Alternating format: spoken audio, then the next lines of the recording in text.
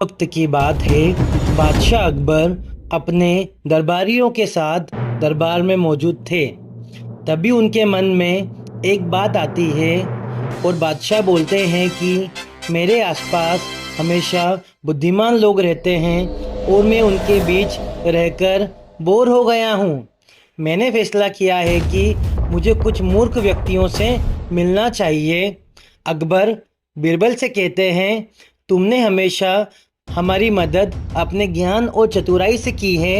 हम चाहते हैं कि इस बार भी तुम कुछ ऐसा ही करो और हमारे लिए 6 मूर्ख व्यक्ति ढूंढ कर लेकर आओ। बीरबल बोलता है इस बार कि जी जहाँपना, मैं आपके लिए 6 मूर्ख व्यक्ति जरूर ढूंढ कर लाऊंगा। तो अकबर इस समय बोलता है कि हम आपको 6 मूर्ख व्यक्ति ढूंढने के लिए सिर्फ 30 दिन का समय देते हैं। तो बीरबल बोलता है जहाँ पर इतने अधिक समय की आवश्यकता नहीं पड़ेगी, क्योंकि मैं बहुत कम समय में ही उन 6 मूर्ख व्यक्तियों को ढूंढ कर लेकर आ जाऊंगा। तो फिर अकबर बोलता है, बोले ठीक है, अगर तुम उससे पहले ही मूर्ख व्यक्तियों को ले आ सकते हो तो ये अच्छी बात है। इसके बाद बीरबल मूर्ख व्यक्तियों की तलाश में निकल पड़ता है। इधर घूमता है, उधर घूमता है। फिर बीरबल रास्ते में पूरा समय इसी सोच में था कि उसे वो मूर्ख लोग कहाँ मिलेंगे। तभी उसे गधे पर बैठा एक आदमी दिखाई देता है जो सिर पर घास की गठरी रखे हुए था। बीरबल ने तुरंत घोड़ा रोका और उससे उसकी पहचान पूछने लगा।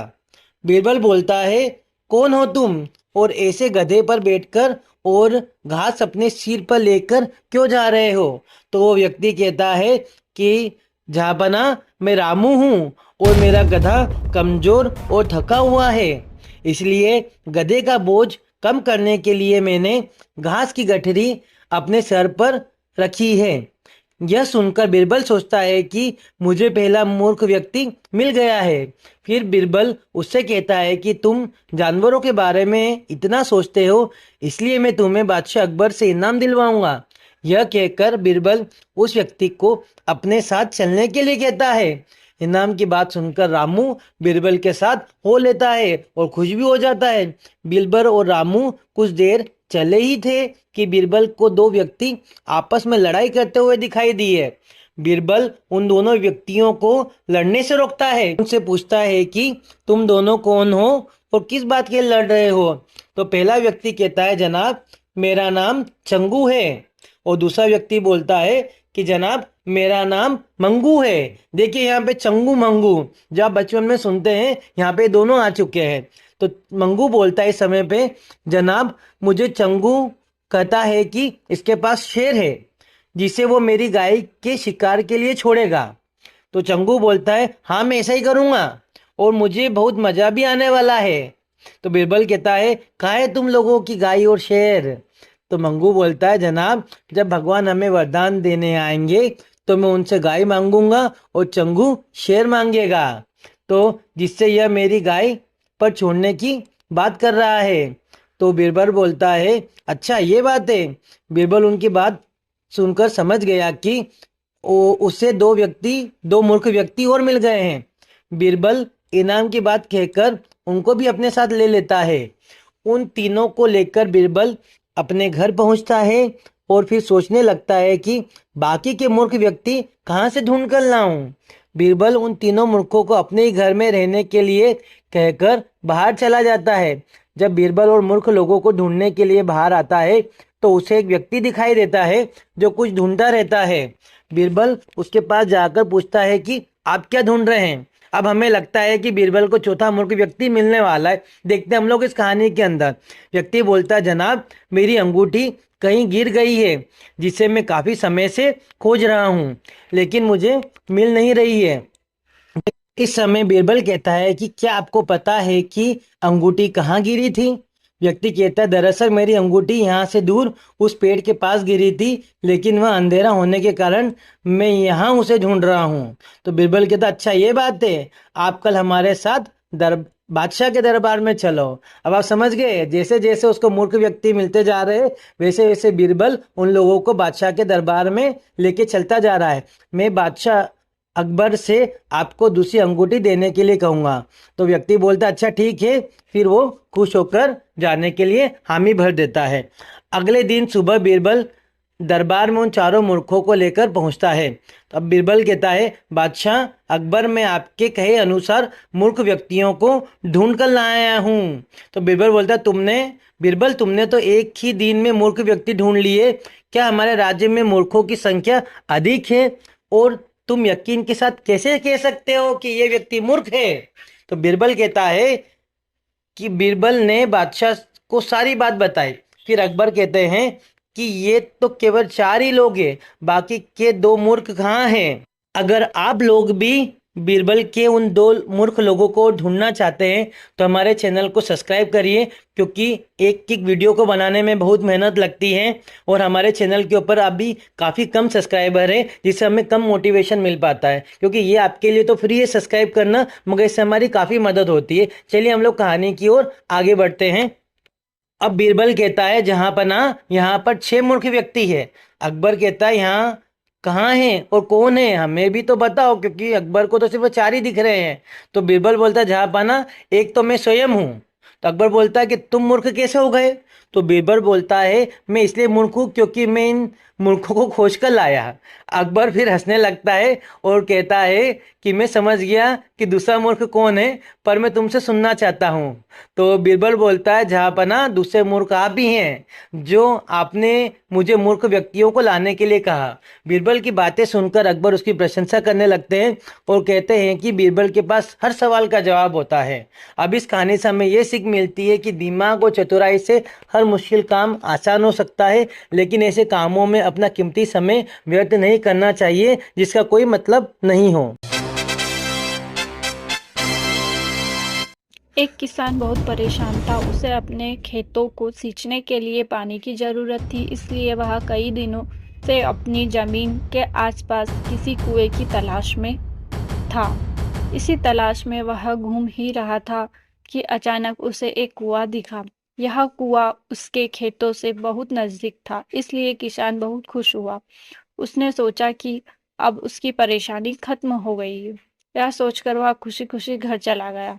अगले दिन वह पानी लेने कुएं पर पहुंचा। जैसे ही उसने कुएं के नजदीक रखी बाल्टी कुएं में डाली, वहां एक आदमी आ गया।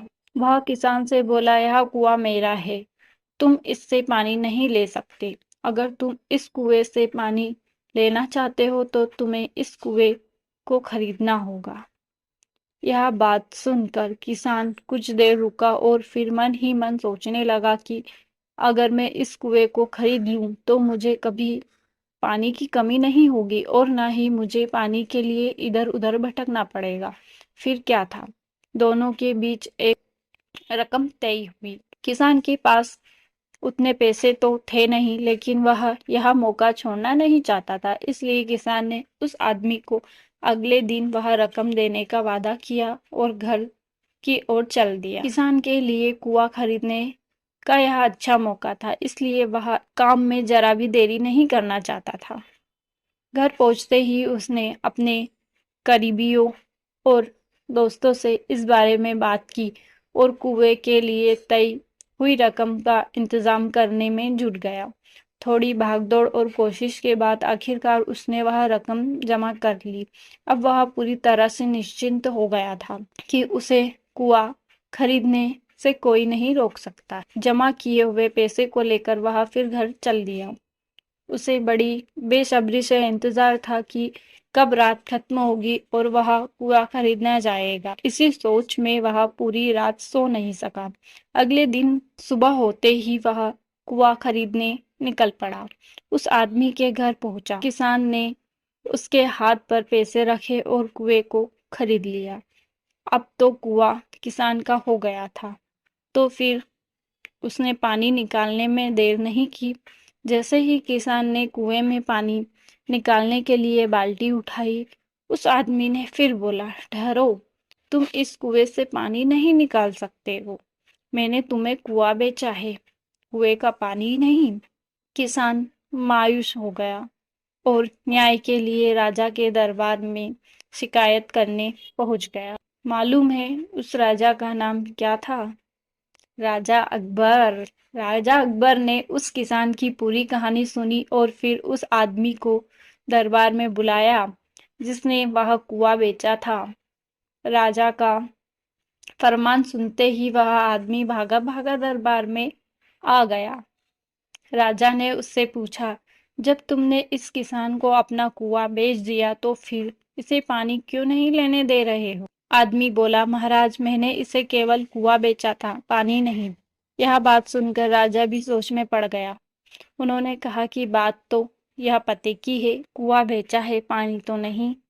काफी देर सोचने के बाद जब इस समस्या को सुलझाने में वह नाकाम हो गए तो उन्होंने बीरबल को बुलाया। बीरबल बहुत ही बुद्धिमान थे, इसलिए राजा अकबर किसी भी मामले पर फैसले लेने से पहले उनकी राय जरूर लेते थे। बीरबल ने एक बार फिर दोनों से उनकी समस्या पूछी। पूरी बात जानने के बाद बीरबल ने उस आदमी से कहा, ठीक है, तुमने कुआं बेचा है, पानी नहीं। तुम्हारा पानी किसान के कुएं में क्या कर रहा है? तुम कुएं से तुम्हारा पानी निकाल लो, फौरन अपने पानी को कुएं से बाहर निकालो। बीरबल का इतना कहते ही उस आदमी को समझ आ गया कि अब उसकी चालाकी किसी काम नहीं आने वाली है। उसने राजा से फौरन माफी मांगी और माना कि कुएं के साथ उसके पानी पर भी किसान का पूरा अधिकार है। यह देखकर राजा अकबर ने बीरबल की बुद्धिमानी की तारीफ की और कुआं बेचने वाले आदमी पर धोखेबाजी के लिए जुर्माना लगाया। एक शाम राजा अकबर अपने प्रिय बीरबल के साथ शाही बगीचे की सैर के लिए निकले। वह बगीचा बहुत ही शानदार था। चारों ओर हरियाली ही हरियाली थी और फूलों की भीनी भीनी खुशबू वातावरण को और भी खूबसूरत बना रही थी। ऐसे में राजा को न जाने क्या सूझा कि उन्होंने बीरबल से कहा, बीरबल, हमारा मन है कि इस हरे भरे बगीचे में हम हरे घोड़े में बैठकर घूमें। इसलिए मैं तुम्हें आदेश देता हूँ कि तुम 7 दिनों के अंदर हमारे लिए एक हरे घोड़े का इंतजाम करो। वही अगर तुम इस आदेश को पूरा करने में असफल रहते हो तो तुम कभी भी अपनी शक्ल मुझे मत दिखाना। इस बात से राजा व बीरबल दोनों वाकिफ थे कि आज तक दुनिया में हरे रंग का घोड़ा नहीं हुआ है। फिर भी राजा चाहते थे कि बीरबल किसी बात में अपनी हार स्वीकार करें। इसी कारण उन्होंने बीरबल को ऐसा आदेश दिया। मगर बीरबल भी बहुत चालाक थे। वे भली भांति जानते थे कि राजा उनसे क्या चाहते हैं। इसलिए वो भी घोड़ा ढूंढने का बहाना बनाकर 7 दिन इधर उधर घूमते रहे। 8वें दिन बीरबल दरबार में राजा के सामने पहुंचे और बोले, महाराज, आपकी आज्ञा के अनुसार मैंने आपके लिए हरे घोड़े का इंतजाम कर लिया है, मगर उसके मालिक की 2 शर्तें हैं। राजा ने उत्सुकता से दोनों शर्तों के बारे में पूछा।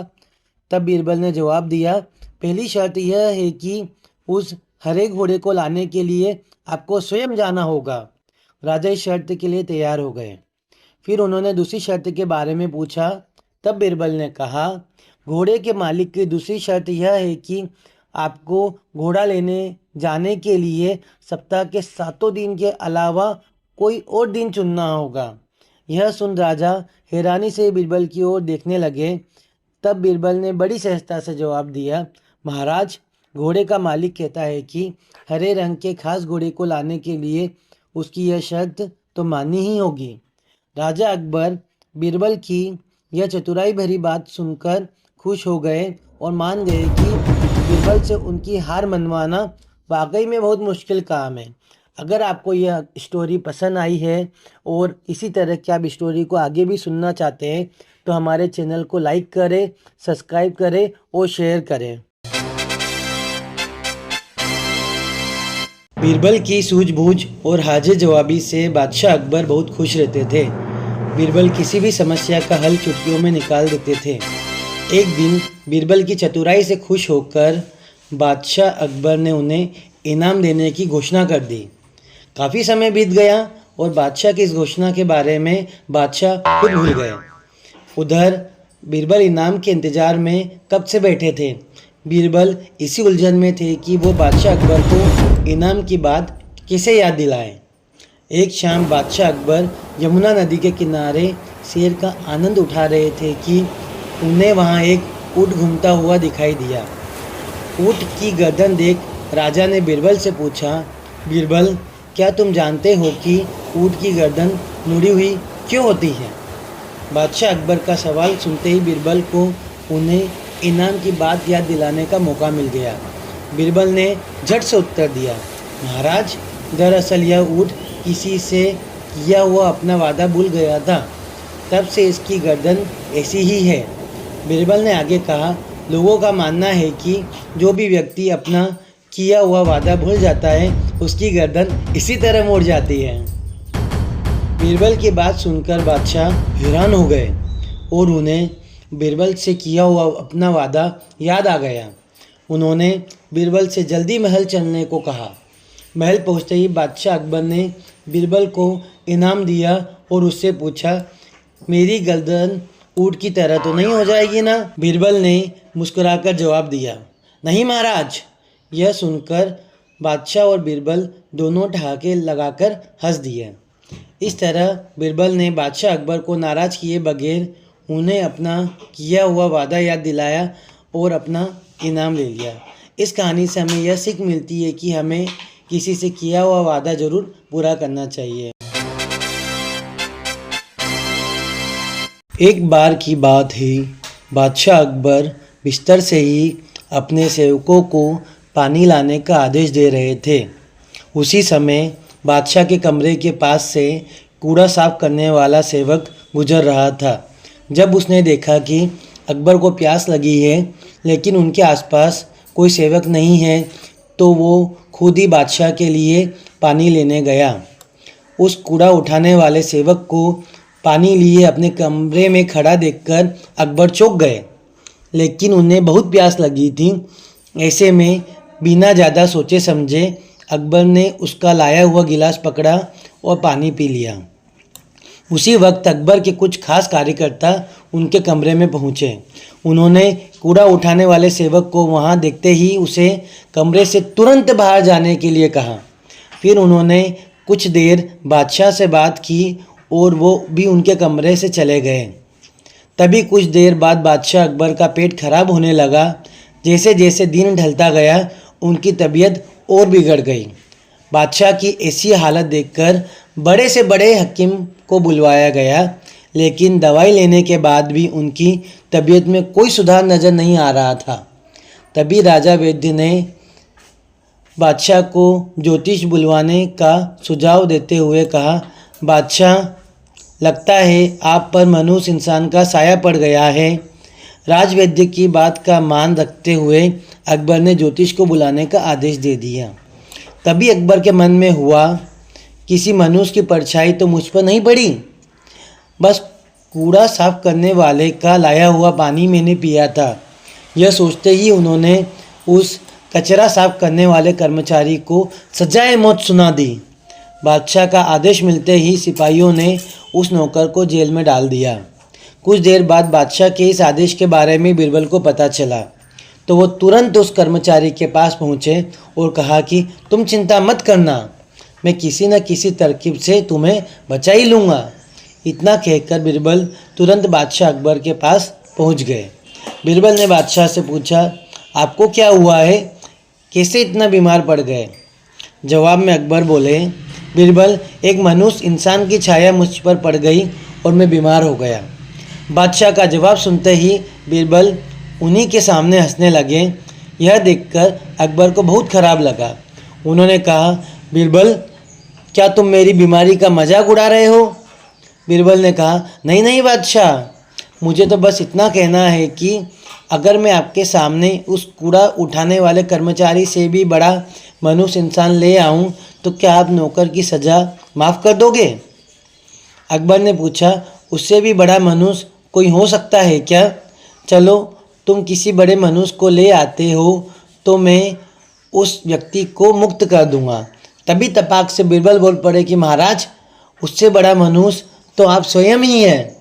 उस मामूली नौकर ने तो बस आपकी प्यास बुझाने के लिए आपको पानी दिया, लेकिन आपको क्या लग रहा है कि उसके कारण आपकी तबीयत खराब हो गई है।